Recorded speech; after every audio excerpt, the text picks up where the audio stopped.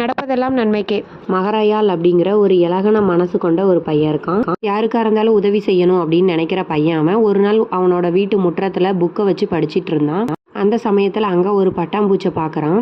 அந்த பட்டாம்பூச்சியின் கூட்டுப்புழு வெளியே வர முடியாத எவ்வளோ தவிக்குது, அது வெளியே பறக்கணும்னு ரொம்பவே ஆசைப்படும்ல அப்படின்னு நினைச்சிட்டு அதுக்கு எப்படியாவது உதவியே ஆகணும் அப்படின்ட்டு ஒரு கத்திரிக்கோல் எடுத்துட்டு அதோட கூட்டை சின்ன சின்னதாக அங்கங்க கட் பண்ணி விட்டுறான்.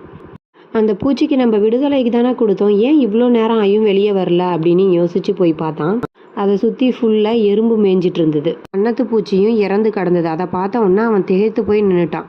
புழு கூட்டை விட்டு வெளியே வரும்போது அது பறக்கிறதுக்கு தேவையான சக்திகளும் சுரப்பிகளும் கிடைக்கும். அதற்கு உதவி பண்ணுறதா நினச்சி அதோட கூடை வெட்டினாங்க இல்லையா, அதுவே அதுக்கு யமனா மாறிடுச்சு. இதே போல தாங்க நம்மளோட வாழ்க்கையில் வரக்கூடிய கஷ்டங்கள் கூட நம்மளை வாழ்விப்பதற்காக வரக்கூடிய ஒரு பயிற்சின்னு நினச்சிக்கணும். அது மட்டும் இல்லை, நமக்கு உதவி பண்ண யாருமே இல்லை அப்படின்னு நினைக்காம இந்த கஷ்டமே இறைவனால் கொடுக்கப்பட்ட உதவிதான்னு நினைக்கணும்.